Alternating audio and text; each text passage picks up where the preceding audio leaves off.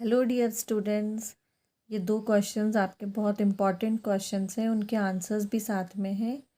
12th class English के questions हैं, ये आपको लर्न होने ही चाहिए। पहला क्वेश्चन है, what had been put up on bulletin board. Question है कि बुलेटिन बोर्ड के ऊपर क्या था। तो बुलेटिन बोर्ड के ऊपर क्या था, आप लोगों को याद ही है, एक ऑर्डर आया था। ऑर्डर कहाँ से आया था? बर्लिन से ऑर्डर आया था और उसमें लिखा था केवल अब सिर्फ जर्मन पढ़ाई जाएगी 2 डिस्ट्रिक्ट्स में। कहाँ कहाँ पे? अल्सेस और लॉरेन में। अब इसको अपन इंग्लिश में कैसे लिखेंगे?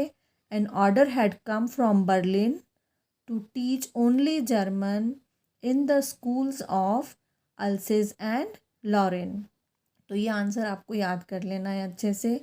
एक बार फिर बताती हूँ मैं। An order had come from Berlin to teach only German in the schools of Alsace and Lauren.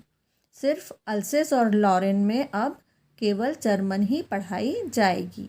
Second question है, why was Sahib unhappy working at tea stall. Sahib जो था, जब वो टी स्टॉल में काम कर रहा था तो वह खुश क्यों नहीं था, वह दुखी क्यों था?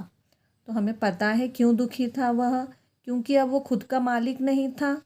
और दूसरी बात यह थी कि जो केटली थी, कैनिस्टर बोलते हैं जिसे, वो उसके बैग से हैवी था। उसका जो गार्बेज वाला बैग था उससे हैवी था कैनिस्टर, इसलिए वह दुखी था।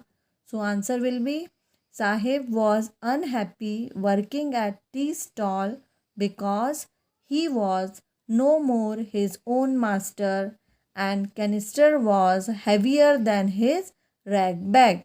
अब आपको ये दो आंसर्स बहुत अच्छे से याद कर लेना है, क्योंकि बहुत ज़्यादा चांसेस है कि एग्ज़ाम में आ सकते हैं।